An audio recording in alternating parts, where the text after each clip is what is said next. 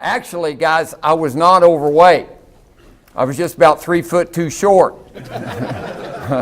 when I met Kevin, and need to do something about that. I do appreciate the introduction, Kevin. That was actually only about half of what I sent you, though. I had a lot better stuff than that on there.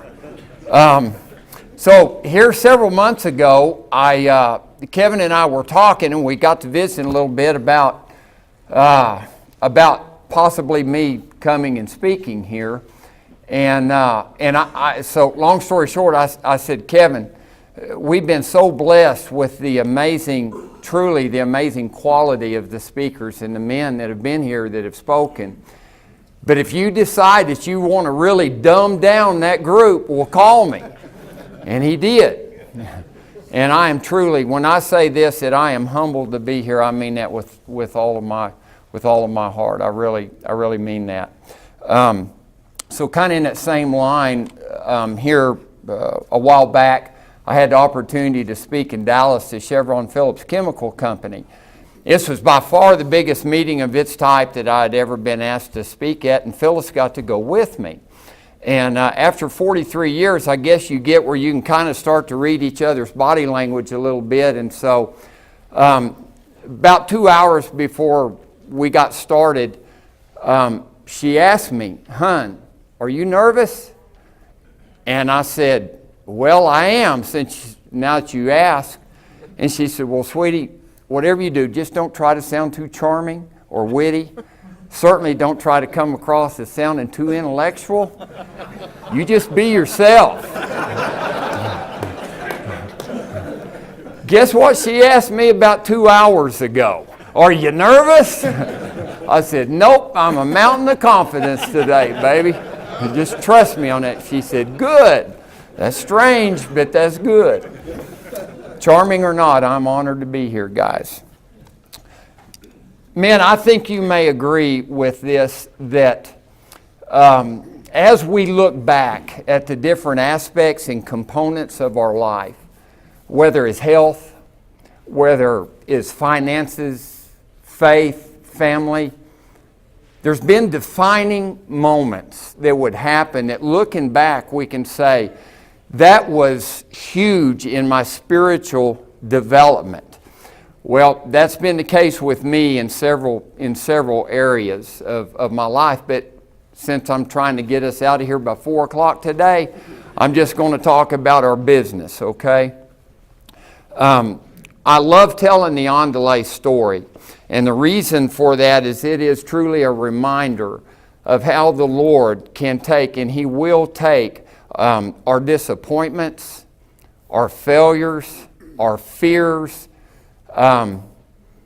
whatever that negative thing might be, and can turn that into a great success and a real victory if we can just learn the secret of trusting Him.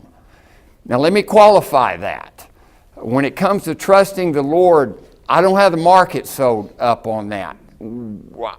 I told the group yesterday, I am a spiritual giant, though, as long as things are going good, right? A lot of us can identify with that. But when the wheels come off, that's when I divert to Phyllis. In fact, I think if the truth were known, I'm just a beneficiary of her blessing. I pray for her blessing often, but Lord, you know it's a buddy system, and I get the overflow of that. So that's kind of how that deal has worked. So we started On Delay Pipe in March of 1982. Our first day in business was March the 15th, 1982. And men, I was excited. I mean, I guess you ought to be when you start up something like that, right? I was very excited about it. I had very high goals and very high ambitions. Listen, I had been to the Zig Ziglar school, literally, of goal setting and action planning, and I had it all down. I had our 1-year plan down. I had our 5-year plan down. I had the whole thing all laid out, and it was impressive. I wish I could show it to you today. As they say, timing is everything, right? Some of you guys that almost passed out when I said I was in business in 1982 know exactly where I'm going with this. When we first started, things were just kind of okay, but then shortly after that, the wheels kind of started coming off in certain areas of our industry out here. I had a customer. I'd been selling for another company here in Midland prior to starting on delay a few years before that. And I had a guy that was in the oil and gas business who had told me, he said, Mark, one of these days you'll probably want to do something on your own. If you do, I'll help you. So Phillips Driscoll Pipe at the time, they were the biggest. They invented the product, and Jeremy, sorry. And they were the biggest and the best at that time. They offered me this distributorship. And so I go to this gentleman, and he said, yeah, let's do it. Everything's going okay for a few months, and then one day I get a phone call. We'd been in business about 6-7 months. This is in 1982. And the bank calls. Need to have a meeting. Okay, it's one of the few times I had a meeting with the bank. I go up, and long story short, they said, Mark, the guy that co-signed with you is in default to us on multiple levels. It was an astronomical amount of money, and including he's co-signed your note. So long story short, we need you to put $120,000 of capital into the business, or we're going to have to call your note due. And I said, call my note due. And they said, that's right. And I said, can you explain to me what that means? And he did. And I said, I need to go find $120,000 somewhere. So long story short, my CPA introduces me to a group of gentlemen, Roy Campbell, who is the chairman of Elcor Corporation, Craig, his son, Bill Ortloff, who ran Ortloff Corporation, and Cadell Litke. And so we pool our money together, right? We come together and we get $120,000. I say we pull our money. That wasn't truthful. They pulled their money together. I didn't have any money. I borrowed my amount, and we pull it in, and we're up and running now. This is in early '83, and things are going okay. They're not just going great, but they're all right. And then 1986 comes along, and some of you young guys that are sitting here, if you look across the table and somebody's white and their eyes roll back in their head, just splash some water on them, they'll be all right. 86 comes along, and as those of us that don't have any hair or it's gray can remember this, there was nothing going on in West Texas. I mean nothing. True story, you could drive, and I did this on many accounts, you could drive from Midland, Texas, all the way to Big Lake and truly not pass another truck. Now you pray for your life that you just make it out of the city limits, right? And you could fly a plane over West Texas and not see a drilling rig at night running, or maybe just very, very few. It was really very, very hard, very difficult time. 87 comes along, it's more the same. Still, the nose is down. See, oil had gone to $8, and as they say, oil, when it drops, it does one of two things. It bounces, or it splats. Well, it had splatted, right? I just knew I'd get an amen out of that one. Splatted probably isn't a real word, but that's what it did. It splatted. And it stayed there. We had restructured the business when we restructured so that if we ever used up our equity, our earned equity in the company, we could tap into that $120,000 we call subordinated debt to the company. If it's gone, we're gone. If it's gone, we have to liquidate the company. Guys, I think it was September's financial statement of 1988, we are $9,000 from having to liquidate our company. And I don't have the words to tell you the anxiety, the confusion that I was going through personally. At the same time this is going on, I have this huge personal debt. The guy that originally co-signed my note, he talked me into, I say he talked me in, that's not fair to him. He was a real old guy, he was about my age then. And anyway, he talked me, he had a drilling deal up in Oklahoma, and he talked me, and so I went and borrowed. I still can't believe the bank loaned me the money. But they did, and I invested in that, and that thing went away. And interest rates are 20%, and I've got this hellacious debt on me personally. The company's failing. I don't have the words to describe the anxiety. I would lay awake every night for a year praying for a miracle. I'd pray for direction, for hope, for peace, for help.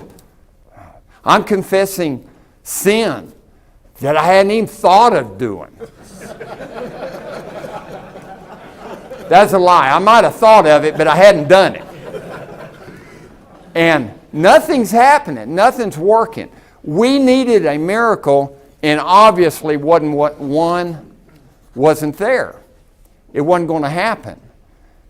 First defining moment that really changed my life. Outside of my salvation, men, this was the biggest, in my spiritual development, this was the biggest spiritual thing that ever happened to me.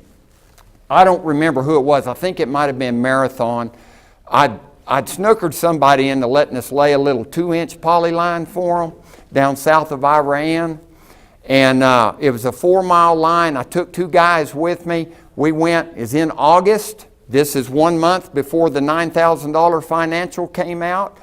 The August financial couldn't have looked much better, but anyway, it wasn't looking good. So we go down and we lay this line. Back, I drop one guy off back in our yard, and I take this other young Spanish man home. He's about 3 or 4 years younger than me. He's got 2 little girls about the same age as mine running around.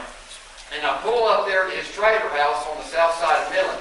If you took all of his assets, including his trailer house, his dogs, his goats, his swing sets, his tricycles, everything he's got, you might could have come up with $3,000 or $4,000. That's probably a stretch. I mean, the old trailer house had the curtains blowing out the windows. He gets out of the truck. Hope I can make it through this without getting too emotional. He gets out of the truck, and his 2 little girls that are about the age of mine are running around out there barefoot in stickers and rocks, and they see their daddy, and they drop what they're doing, and they come running, and he kneels down, they just dive into him. Picks them up, takes them up, his wife comes out onto the porch. She's holding a, I don't know how, all the babies look alike. I don't know how old it was. It is 6, 8 months old, I guess. She's holding this baby, puts a big kiss on her, and there's all this joy and all this happiness and all this, just what life's supposed to be about, right? The opposite of everything I had going on in my life. Everything he had that was positive, I had it going on the negative sense. I had all this pressure and fear and anxiety and all of this that was happening. And I just sit and I take all that in and I turn around and I drive out and I'm going home and I'm praying. Now I know real men don't cry. And I wasn't crying. But my eyes were sweating profusely.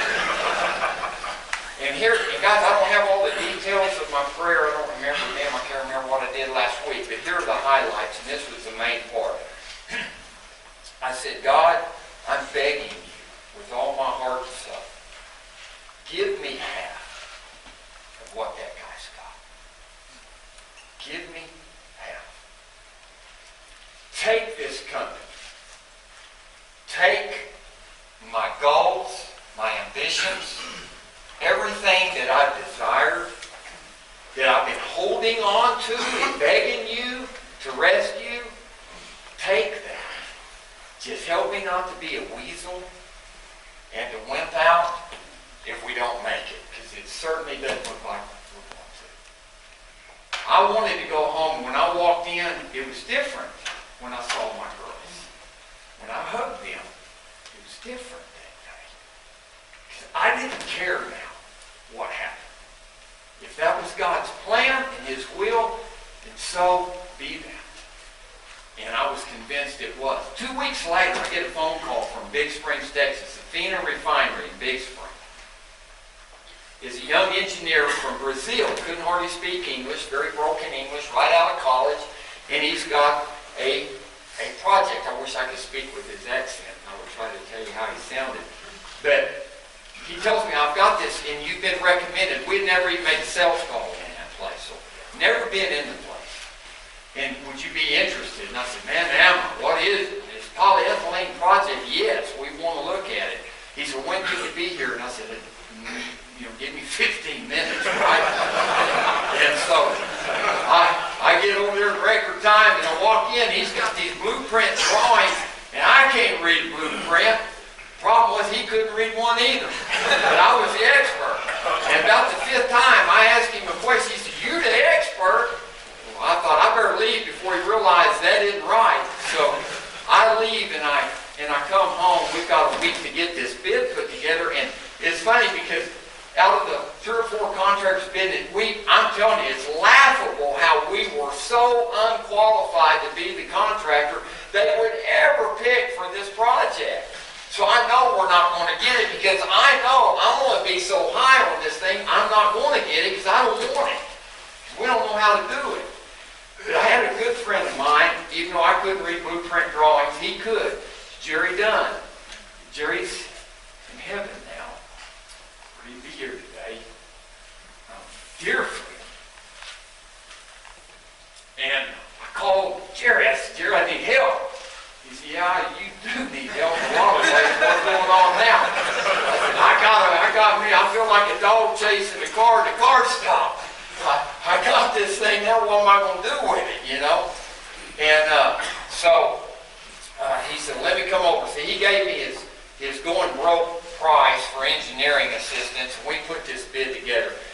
Long story short, it didn't even have a material takeoff list, and I couldn't read blueprints at that time, so Jerry does the material takeoff, and just to make sure he didn't forget anything, which there's no way he would, I just doubled it just to make sure, and we're talking about a lot of money.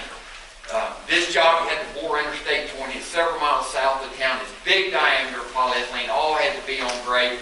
Tons of fabrication, of which we didn't really know how to do either. But we build the schedule. Jerry helps me with that. I take the cost, I double it. Just to make sure that I've got enough profit, I double that. And I think, man, if you could ever be arrested for turning a bid in too high, it's going to happen.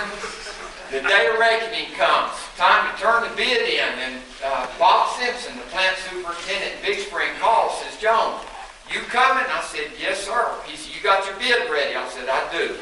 He said, "Come on." So I go to Big Spring. I walk in, the receptionist said, "He wants to see you." Walk in the conference room, group of people in there. He doesn't even open my bid. He sets it down, and he says, "Got a question for you. We have a question for you." I said, "What?" "You want this job?" I thought, well, now I'm in an interview, right? How this goes is going to determine whether maybe I get this job or not. That put a lot of pressure on me. And I said, I don't know where this came from. I said, it was just, I had this glimmer of hope, I think is what it was. I said, "Bob, I don't only want it, I'm expecting to get it." That was a lie. That just came out before I could stop. But I think it was, I got to be very convincing here. At that point, I knew we could do this job. It might be a blood trail we're leading around the thing. I knew we could get it done, and we'd be all right. He said, "Well, tell me about your schedule." I did. He said, "Long story short, I guess a congratulations is in order. When can you start?" I said, "On Monday, but I've got a question." He said, "What?" I said, "You haven't opened the bid, and you're giving me the job." And he said, "We don't have to." I said, "Why?" He said, "Everybody else declined to bid." I said, "Why didn't you call me yesterday? I'd have a lot more profit on this thing." He said, "I'm not stupid." And so I said, "Well, why did they decline it?" And he said, "I don't know. We guess it's too technical for them." It was comical. And I said, "Well, Bob, you do need to open it because the prices are so high. I'm telling you, it's very expensive." I said, "It doesn't matter. We're being governed. I think it's the EPA. We got to get this thing in 3.5 months or we're getting busted big time." Men, in less than 3 months, we did that job. We made more than we'd made in 6 years. And that just gave so much credibility to what had become my life verse. Now, I wasn't living this verse. I was trying to. I'd been trying to for a year, but I wasn't. But it was Proverbs 3, 5, and 6.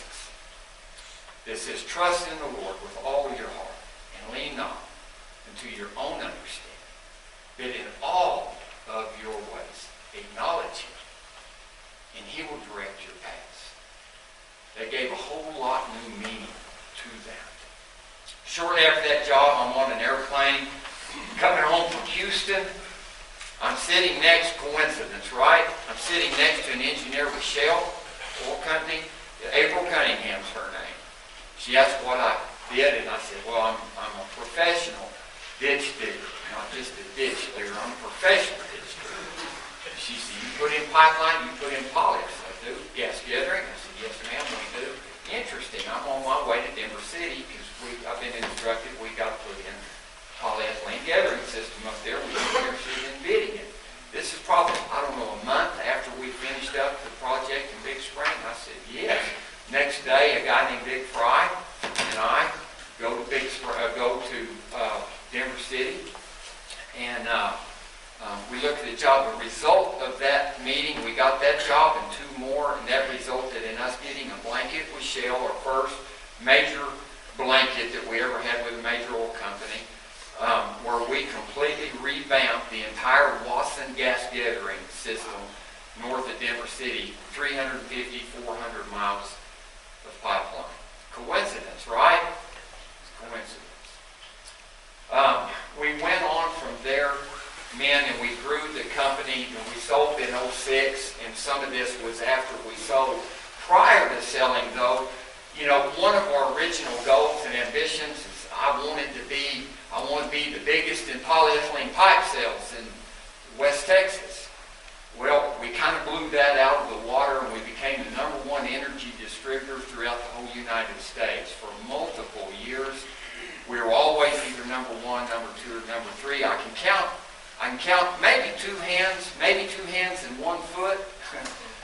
The number of months that we had a negative cash flow from the time the Big Springs job happened, all the way up until we sold the company in '06. And here's what I truly believe and know to be true. That had I not had that defining moment in August, Big Spring never would have happened. Now, I wouldn't be here today if that hadn't happened. I don't know what God is up to in y'all's life. I don't know what he's up to in my life half the time.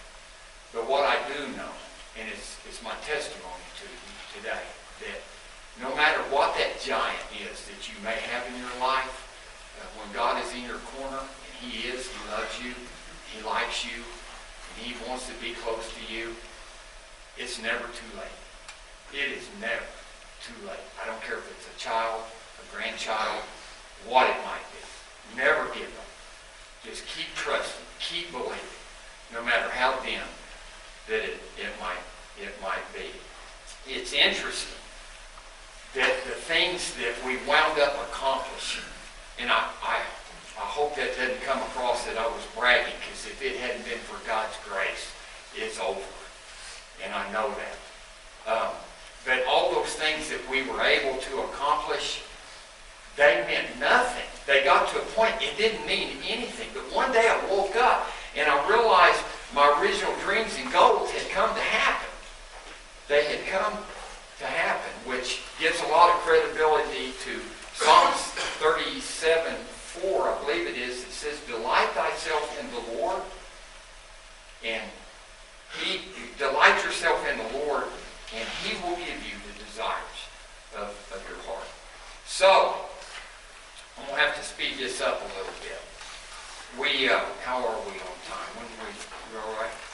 A few years back, I read a book, and I highly recommend this book. I think probably most of you would really enjoy this. It's titled Home Run. It's written by Kevin Myers and co-authored by John Maxwell. And this is I want to kind of give you the concept of the book because I think it fits real well with what we're talking about here today. Here's the concept, the overview of it. Before we can get on base, and we have some baseball players in here, so y'all help me out. Before you can get on base in baseball, what's the first thing that is a must that you've got to do? Get in the batter's box. Say again, get out of the batter's box? Get in the batter's box. Get in the batter's box, okay, that is true. That's not, see, so I told this in Sunday school, and the guy said, well, you can walk. I said, that's not the answer. So what I'm looking for and what we have to do, we got to hit the ball, right? If we're really going to win, we got to have a solid connection. The same, Kevin refers to that. That same exact thing is true in the game of life. God's plan and His purpose for all of us, we have to have a real connection with Jesus Christ. We can't swing and miss, or you can 3 times, we're out. You can't pop up. It's got to be a real and authentic connection. And so we connect at home plate, and Kevin then says, now we're ready to go to first base. And first base is what he refers to there as we begin to win within. And what he means by that, the character, the integrity, the morals, the honesty, all of those things that are a result of the relationship with Christ, those begin to define who we are. And because of that, now we're ready to go to second base. And second base, Kevin refers to that as where we win in our relationships with other people. We win in our relationships with other people. It's at second base in the relationship column that we wind up realizing how critical it is that we love and we serve those that God has put in our life, starting at home with our wives, and then our kids, and then our grandkids. I was visiting with a friend of mine just last night, Don Washburn, and we were talking about this, and Don and I were partners for a while at Andale, and Don can vouch for this. It was kind of a time where, in the pipe business, we deliver a means to provide a product from point A to point B for our customer. But in the people business, we're a conduit of providing God's grace and God's goodness to hurting and beat up and needy people, which is pretty much all of us. It was another kind of defining time for me, not a moment, but a season that we went through when I realized God had not called us into the pipe business, but He had called us into the people business. And I used to even enjoy it. That's probably not the right way to say it, but I got excited about when one of our people would mess up. I'm not talking about it out on the pipeline. I was going to kill them when they did that. But I'm talking about they test hot on the drug test. Something bad happens. They get in trouble with the police. Something happens. This is the greatest opportunity ever. I love what John Maxwell says about this. He says, if you'll treat somebody as they are, you'll make them worse. But if you'll treat them in accordance to the potential that they've got within them, you can help make them great. And I love to try that out with our people. They get in trouble, they come in, and just to be able to close the door and sit there and say, what are you looking for? What do you want in life? What's the meaning of life? What's the purpose? Where are you going? What are you wanting to do? How's it working for you so far? Maybe we need to try a different direction, and then we'd be able to present that great news, the good news, the sacrifice that Christ gave for them, and be able to share that with them. You say, did it work? Yeah, sometimes. Maybe 1 out of 30. That 1 out of 30, we have a handful of those guys that are still, they're in great positions of leadership within our company today that have probably been thrown out a long time ago. So we are in that's second base. I spent a lot of time on second base in the relationship column that we're called to that. I believe all of us are. I think that's the reason why God has us established wherever it is, whatever we're doing for that cause and that reason. So we win within, we win in relationships. Now we finally get what we want, right? It's third base. It's called results. We need results. We have to have results. Here's the temptation. that we might have. This was a temptation I had. I suspect it's so easy for us to fall in this. I've got to have results. So what I get to thinking sometime, if I just go to third base, and I can get the results in my company or my business or my career, if I can get that physical stuff to be where I dream it to be, and that works out, I'm calling that a home run. And we go to third. And if we'll listen and pay attention, we might start hearing some noise coming from second. Everybody that's married in here can finish this, I'm sure. If Mama ain't happy, man, we got a bunch of intellectual people in here today. That's exactly right. So it could come from Mom. It might be our kids are struggling. It might be whatever it is. But we have to be careful and not get caught in that trap of just thinking it's all about results. If the results are there, life is a home run. So we get to second, trying to maybe mend some things, and then we realize, you know what, I'm in a rut. I've been kind of stuck. There's some things in my life that I've been trying to change and get worked on for years, and it's just not really working. So we trot down the first base thinking that I'm going to change myself, and I'm going to do it separate from the relationship with Jesus Christ. And it just doesn't work. And then maybe it'll be a time, kind of like the defining time I had in August, where we go home and we connect, and it's real, and it's authentic.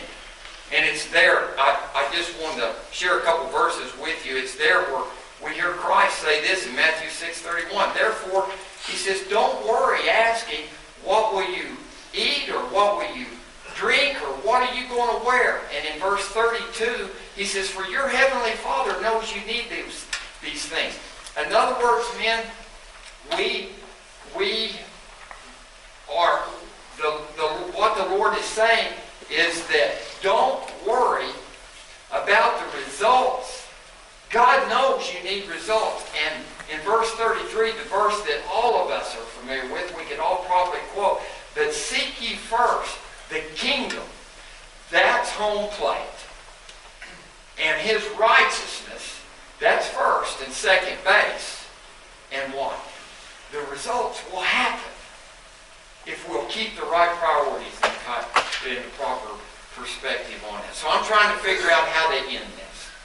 Here this past week, they say a good talk, you start with a bang and you end with a bang, and you bang as much as you can in the middle.